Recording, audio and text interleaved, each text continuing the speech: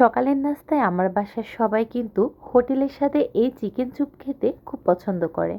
বিশেষ করে আমার 5 বছরের ছেলে এবং তার বাবা। তারা তো প্রায় প্রতিদিনই চেষ্টা করে হোটেল থেকে এই স্যুপটা কিনে এনে খাওয়ার। তাই তো আমি ভাবলাম তাদের জন্য ঘরেই কেননা এই মজাদার চিকেন স্যুপ তৈরি করে দিব, যাতে আর হোটেল থেকে কিনে আনতে না হয়। আর এই তো তার জন্য আমি কড়াইয়ে একটা প্যান বসিয়েছি, তার মধ্যে তেল দিয়েছি, অবশ্যই সাদা তেল। আর তার মধ্যে পেঁয়াজ বাটা দিয়েছি, আদা বাটা দিয়েছি, রসুন বাটা দিয়েছি এবং এখানে পেস্তা বাদাম, কাজু বাদাম এবং কাঠবাদাম একসাথে ব্লেন্ড করা আমি দিয়েছি।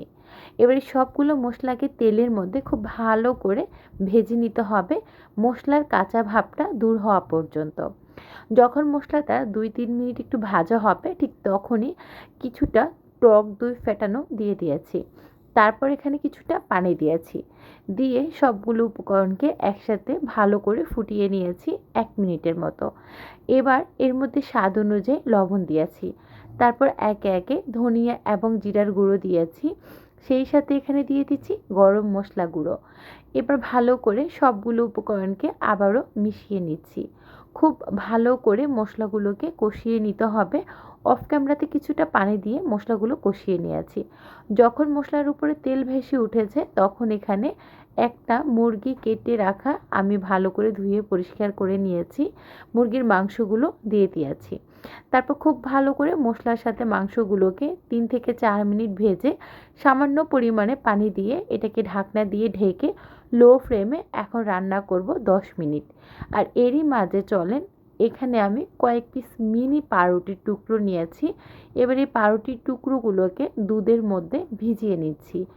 এই পর্যায়ে কিন্তু আপনাকে পাউরুটিগুলোকে দুধের মধ্যে প্রায় 3 থেকে 4 মিনিট ভিজিয়ে রাখতে হবে।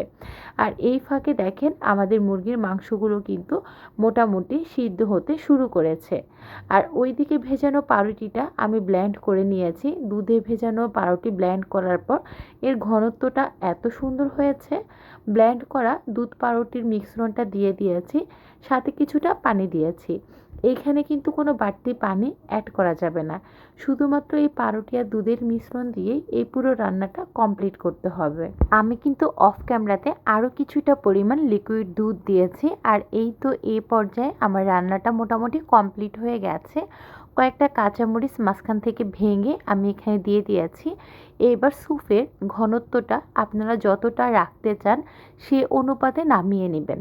তো আমি একটু এটা গ্রেভি টাইপের করব না, হালকা একটু ঝোল ঝোল টাইপের নামিয়ে নিব, কারণ আমার ছেলে এবং তার বাবা ওরা নান রুটি বা পরোটা দিয়ে এই ঘন ঝোলটাই খেতে পছন্দ করে। মাংসটা সিদ্ধ হয়ে গেলে আর যখন স্যুপের ঘনত্ব আপনার মন মতো হবে তখনই নামিয়ে নিতে হবে।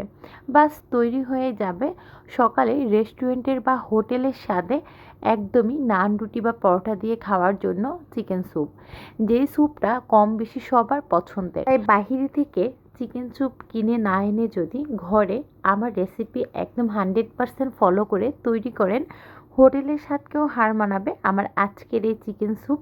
আমি আপনাকে 100% গ্যারান্টি দিচ্ছি। একবার হলেও বাসায় ট্রাই করবেন আর আমাকে কমেন্ট করে জানাবেন কেমন লেগেছে। আজকের মতো তবে বিদায় নিচ্ছি, ভালো থাকবেন, আল্লাহ হাফিজ।